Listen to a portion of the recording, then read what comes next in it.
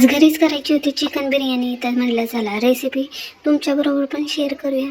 त्यासाठी मी इथं अर्धा किलो चिकन, त्याच्यानंतर ह्याच्यात आलं लसूण मिरचीची पेस्ट, दही, मीठ, हळद, लाल तिखट, धना पावडर, कांदा लसूण मसाला, बिर्याणी मसाला, चिकन मसाला आणि ह्याच्यात मीनी बटाटे फ्राय केलेले टाकले. त्याच्यानंतर पुदिना, कोथिंबीर आणि फ्राय ऑनियन टाकले. त्याच्यानंतर मस्तपैकी चोळून घेतले आणि त्याला अर्धा घंटा रेस्ट. या प्रोसेसच्या नंतर इथं आपल्याला आता बिर्याणीचे तांदूळ बॉईल करायचे होते.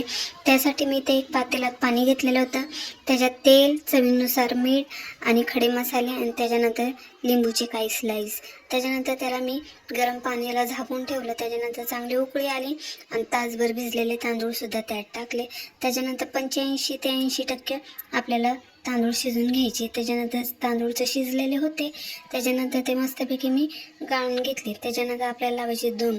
इथं मी फ्राय केलेलं ऑनियनचं तेल राहिलेलं होतं, ते गरम करून घेतलं आणि मॅशर केलेलं बिर्याणीचं चिकन तेही त्याच्यात टाकलं. त्याच्यानंतर ते मस्तपैकी 10 मिनटं परतून घेतलं आणि जरा वाफेवर शिजू दिलं. त्याच्यानंतर मी ह्याच्यात टाकलं शिजवलेला राईस. त्याच्यानंतर मस्तपैकी ते फिरून घेतलं. त्याच्यानंतर त्याच्यात मी पुदिना, कोथिंबीर आणि फ्राय केलेलं ऑनियन टाकलं. त्याच्यानंतर ह्याच्यात मी फूड कलरही टाकलं, जे की रेड आणि ग्रीन कलरचा टाकलेला होता. आणि त्याच्यानंतर मी ह्याच्यात भरभरून तूपसुद्धा टाकलेलं होतं. त्याच्यानंतर मी त्याला अर्धा तास दम लावला आणि